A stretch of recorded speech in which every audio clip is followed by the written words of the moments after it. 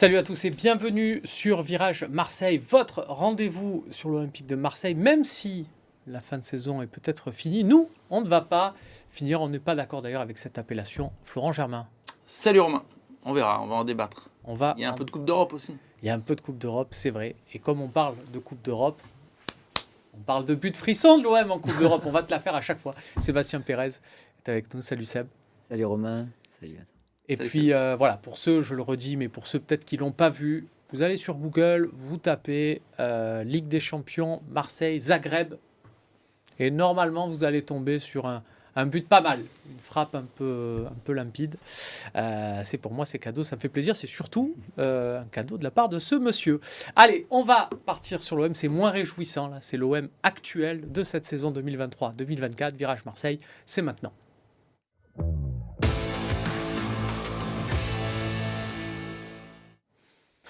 Et oui, c'est moins réjouissant puisque c'était vendredi en ouverture de la 21e journée de Ligue 1. L'OM a fait match nul à domicile contre Metz, relégable en Ligue 1. Une équipe en plus qui s'est contentée, Flo, du match nul. On a envie de dire, si Metz a un peu plus de sentiment de révolte, l'OM perd ce match. Écoute, j'ai l'impression qu'ils n'ont pas voulu aller chercher la victoire, mais à 11 contre 10, ils avaient des espaces. Et même quand ils ont égalisé, je ne sais pas, j'ai senti les Marseillais prendre un coup derrière la tête, ce qui est assez logique. Et honnêtement, je pensais que Metz pouvait l'emporter, tu l'as dit. Donc on ne va pas aller dire que c'est un bon point malgré tout, parce que pour moi, ça reste une prestation où il n'y aura pas d'excuses à trouver. Alors oui, Marseille a joué à 10, mais si tu joues à 10, c'est parce que Samuel Gigot fait quand même une faute qui peut éviter qui est assez grossière. Et puis, je suis désolé, il y a quand même des matchs où des fois tu es en infériorité numérique, mais le fait d'être supérieur à l'adversaire, normalement, te permet aussi de renverser la situation devant ton public, dans le contexte qui était le contexte de la semaine dernière. Donc pour moi, 10 contre 11, ok, ça explique des difficultés, mais tu pouvais quand même remporter ce match. On en parlera, tiens, de Samuel Chico en deuxième partie. Seb, je me tourne vers toi. Ce match, il s'inscrit quand même dans un contexte. En début de semaine, il y a eu des réunions entre les joueurs, avec le coach, le président, puis réunions entre les joueurs, les supporters. C'est un contexte pesant, mais j'ai envie de dire habituel à l'Olympique de Marseille, où il y a une exigence. On est content d'avoir les supporters quand ça va bien. Il faut accepter aussi de communiquer avec eux dans ces moments-là. Quand on voit, je me mets à la place des personnes en tribune qui ont pris part à ces réunions, qui ont pris le temps et qui voient ce contenu vendredi soir, ça doit piquer, non ? Ouais, je suis d'accord avec Flo déjà dans son analyse. Et puis surtout, j'ai senti de la part des supporters un peu une résignation. C'est ce qui fait le plus mal. C'est-à-dire que Marseille, c'est un club avec tout l'engouement qu'il y a quand on parle de l'Olympique de Marseille, que ce soit quand on est sur le terrain, et puis surtout tous les amoureux de l'OM et les supporters en premier. Et là, j'ai senti vraiment une résignation. Donc peut-être une perte au niveau de l'identité, dans le jeu, dans l'investissement. C'est ce qui ressort justement de ce match-là, mais je dirais pas uniquement de ce match-là. Ça fait plusieurs semaines qu'on commence à avoir les prémices. Est-ce que c'est sur le moment, quand on est joueur, on s'en rend peut-être pas compte, on a envie de donner le meilleur de soi-même, mais quelques années plus tard, on se rend compte que ce coach-là, on n'adhérait pas forcément, ou on n'arrive pas à se libérer dans la tête. Est-ce que tu penses que c'est peut-être ce qui concerne certains joueurs actuels de l'effectif qui jurent face caméra et dans des réunions faire tout pour que l'OM s'en sorte, mais sur le terrain... J'ai l'impression que c'est un mal qui est encore plus profond. C'est-à-dire que si on gratte bien, tu commences avec un coach qui n'avait pas forcément la même vision du football que l'actuel, avec un effectif qui était, on va dire, plus ou moins construit pour avoir un football de position, et là, tu as plus un football de transition. Donc c'est des joueurs qui sont complètement différents. Et là, j'ai l'impression que c'est même pas l'envie des joueurs, parce qu'il y avait de l'envie, il y avait de l'envie de faire des choses, mais c'est l'incapacité. C'est une forme de frustration, parce que si vraiment tu voyais les joueurs qui se relâchaient, qui n'avaient pas d'envie, mais là, le problème, c'est pas une question d'envie, après, c'est une question de compétence. Ça fait froid dans le dos quand même. Non, mais on en a peut-être trop fait aussi avec le leadership, le caractère. Bon, c'est bien, mais À un moment donné, il faut aussi une qualité de jeu collective, une qualité individuelle de certains joueurs. Après le match, Gennaro Gattuso lui-même, il disait, ou Paul Lopez, avant le match, lui, il n'était pas d'accord sur la théorie du manque de leader ou du manque de caractère. Et a priori, ils étaient satisfaits de ça après le match de vendredi. Donc c'est qu'il y a un problème de fond. Comme le dit Seb, qui est inquiétant parce que la relation joueur-Gattuso, elle n'est pas si mauvaise, mais on sent bien que techniquement, tactiquement, ça adhère pas.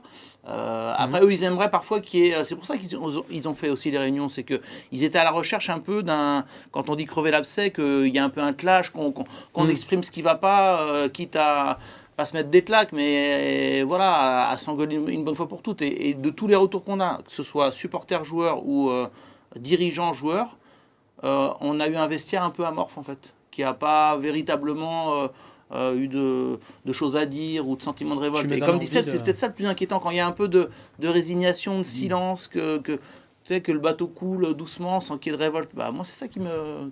Tu me donnes envie forcément de déterrer à ce sujet une anecdote. En 2010, donc l'Olympique de Marseille provoque une de ces fameuses réunions. Ils sont à ce moment-là 7e de Ligue 1 au mois de février, avec l'objectif, c'est le titre. Et là, Gabi Heinze va trouver Mamadou Niang et Souleymane Diawara en disant « Je sais que vous êtes potes, donc du coup, si vous le faites, vous, ça va marcher. » Dans cette fameuse réunion, quand on doit se dire les choses, chargez-vous l'un et l'autre. Comme ça, au moins, derrière, ça va en décomplexer certains. Et voilà, et ça va lancer.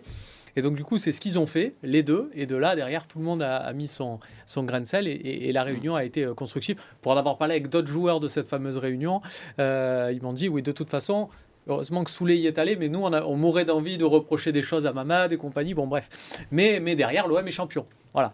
Donc, c'est vrai qu'il faudrait peut-être refaire une réunion avec un Gabi Heinze instigateur de tout ça. Justement, tu parles de Gattuso. Il a eu une phrase, je crois que c'est au micro de Prime Video, le diffuseur de la rencontre, où il explique qu'il va enlever les statuts dans l'effectif. Comprenez bien que... mais au final, de dire ça, c'est déjà se désavouer par rapport à son coaching précédent, où du coup, il a laissé les statuts. On va voir le 11 de départ. Non, mais déjà... Il a dit la veille donc, en conférence de presse qu'il estime avoir commis une erreur, c'est de ne pas avoir fait du Gattuso quand il est arrivé.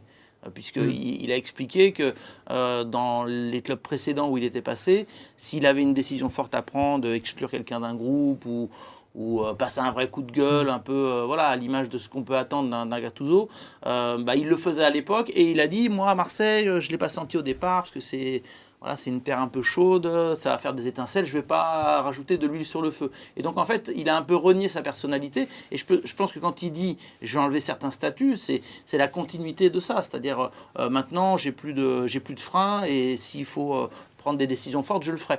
Moi personnellement, je trouve que ça arrive un peu tard. Et je suis même surpris de ça, même si j'avais bien remarqué que Gattuso, il avait un souci premier, c'était de ne pas se froisser avec son vestiaire et qu'il était presque trop gentil, mais je vous garantis que les dirigeants, quand ils sont allés le chercher, c'était assumé, c'était de dire on le prend surtout parce que lui, il va secouer le vestiaire, il va relever la tête des gars.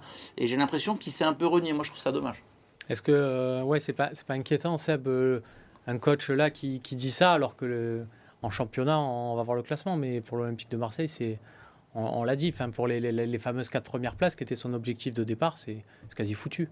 Ce qui est inquiétant, c'est surtout qu'il va jouer à pile ou face. C'est-à-dire que maintenant, il avoue, il dit ce genre de choses, ça peut marcher, mais si ça ne marche pas, après, quel ressort il va avoir et sur quel joueur il va pouvoir justement compter. Parce que c'est bien de dire qu'on repart à zéro, il n'y a plus de statut, mais dans un vestiaire, on le sait. Même s'il y a les mots, il y a les paroles. Là, il a dit les mots, il va falloir qu'il associe les actes. Donc les actes, c'est souvent délicat parce que tu joues à la pièce. Tu veux dire qu'il y a peut-être d'autres joueurs dans l'effectif qui, si c'est pas suivi d'actes, disent il a joué un petit jeu devant les caméras et du coup il va perdre un peu de crédibilité. Et inversement, si tu mets des cadres de côté et que ça marche pas, après tu vas aller rechercher tes cadres. Là, c'est délicat aussi. Et puis moi, je cherche là avec la compo, par exemple de vendredi. En fait, il parle de qui là?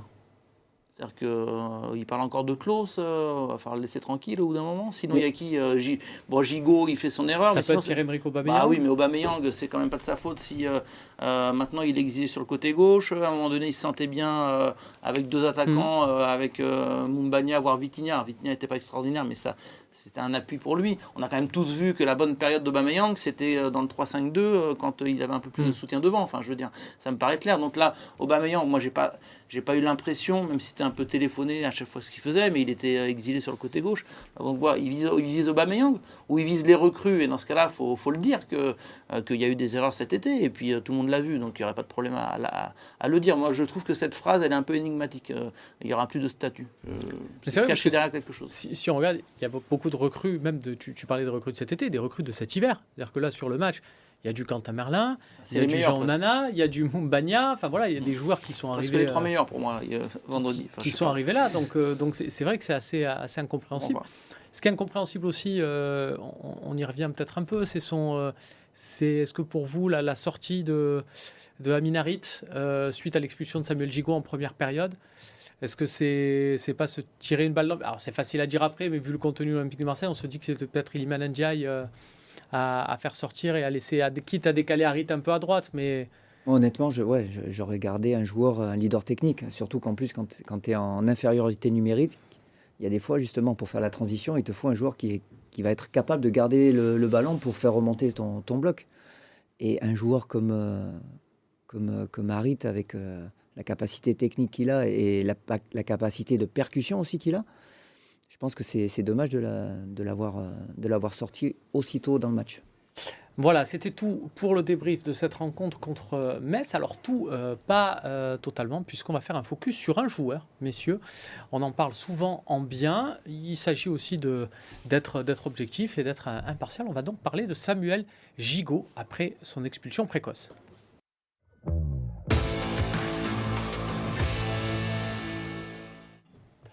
De retour sur le plateau de Virage Marseille, toujours avec Florent Germain et Sébastien Pérez. Messieurs, on va parler d'un défenseur de l'Olympique de Marseille, Samuel Gigot. On l'avait reçu, on a eu le plaisir de le recevoir dans Virage Marseille en début de saison. Forcément un joueur qu'on aime beaucoup à Marseille pour son engagement, le fait que ça soit un joueur, on sait, qui a l'OM dans la peau. Mais on est là aussi pour juger les performances des joueurs. Je suis Marseillais, j'ai l'OM dans la peau et c'est pour le bien de tout le monde que je ne suis pas sur le terrain. Alors, je vous rassure, Samuel Gigot n'est pas à mon niveau, mais voilà, il faut juger les performances. On est là pour parler des footballeurs. C'est moins de fautes que toi, moi qui ai fait quelques matchs avec toi, t'es un peu plus bouché. Pas faux. Ouais. Moins de fautes techniques, moins de maladroit, mais les chevilles parfois. Exactement. Du coup, là, il s'est fait expulser. Il y a eu ce plaquage un peu. Voilà, c'est une mauvaise appréciation de trajectoire au départ, Flo, qui amène cette faute. Ouais, je pense que Seb va l'analyser encore mieux que moi parce que il a vécu ces situations-là. Mais ouais, je pense qu'il se manque un petit peu. Il fait une faute grossière sans être forcément le dernier défenseur, parce que pour moi, Klose revient un petit peu. Au départ, dans les conditions du direct, comme on dit, j'ai trouvé que le rouge était sévère. Puis après, j'ai revu la faute. C'était tellement grossier qu'en fait, je pense que c'est ça qui amène le rouge, parce qu'il s'accroche. Il s'accroche au Messin, donc lui a compris assez rapidement. Écoute, je le trouve dans une période voilà, il est moins bien en ce moment. Je pense que ça peut arriver aussi. Honnêtement, moi j'en veux pas à Samuel Gigot. Enfin, j'ai pas à lui en vouloir, mais j'estime peut-être qu'il a tendance à surjouer ce côté, peut-être pas surjouer, mais il veut tellement faire bien, tellement dégager ce sentiment de leadership qu'il n'y a pas dans cette équipe, que peut-être qu'il en fait trop par moment, et que pour moi cette faute illustre un peu ça, où il veut tellement aller au bout de son duel que il se met à faire un peu n'importe quoi. Mais malgré tout, voilà, je pense que c'est quelqu'un qui donne toujours tout, et dans une période où pour moi il y a un effectif qui parfois manque justement de cette grinta-là, je pense qu'on ne peut pas lui jeter la pierre, c'est mon avis. Qu'est-ce que tu en penses, toi, Seb, de son expulsion, de sa saison en général? Non, sa saison globalement bien. Après, c'est un joueur de devoir, donc il est dans un état d'esprit positif. Après, je suis d'accord avec Flo dans le fait qu'il a tendance des fois à surjouer, mais je pense pas que ça soit à trop vouloir se montrer. C'est qu'il ressent que des fois il y a pas le suivi, ou il rameute pas suffisamment. Et son expulsion, je pense qu'il y a un peu de tout. C'est-à-dire que tu commences un match, c'est pas forcément génial.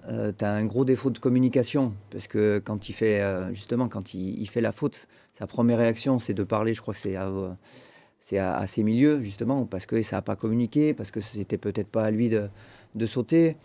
Donc, voilà, c'est tous ces petits détails qui ont une très grande importance dans le haut niveau, voire le très haut niveau. Et cette faute, ça exprime toute la frustration qu'il a pu avoir. Mais c'est pas une faute à faire, c'est jamais à faire. En plus, tu sais que tu dois être soit le dernier défenseur, soit vraiment c'est tendancieux. Au pire, tu l'as fait, mais à un moment donné, tu dois lâcher, tu dois pas le prendre comme il l'a pris. Est-ce que sur sa saison au global, c'est vrai que faut pas oublier quand même les bonnes choses qu'il a faites cette saison. Je me rappelle notamment du match contre Lyon à l'aller. C'est lui qui ramène un peu d'état d'esprit. Même encore récemment, c'est un joueur qui est défenseur, mais sur qui le coach s'appuie pour avoir des consignes au milieu de terrain. C'est pas commun. L'aller contre Lyon, c'était dans quel système ? C'était un 3-5-2. C'était le premier. Je veux pas non plus...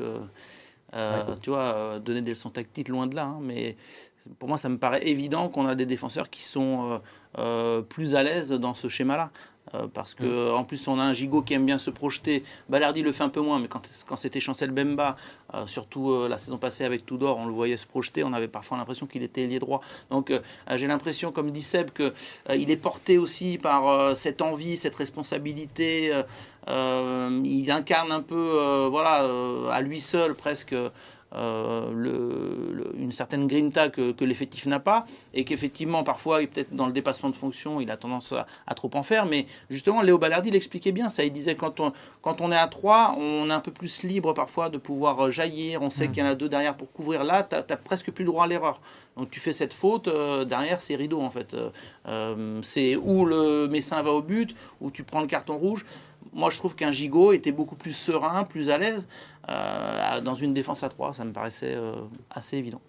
On va regarder une petite stat. Vous savez que elles me plaisent, moi, ces stats de pourcentage de temps de jeu. Parce qu'il faut voir en fonction de la saison qu'on fait avec le nombre de matchs européens.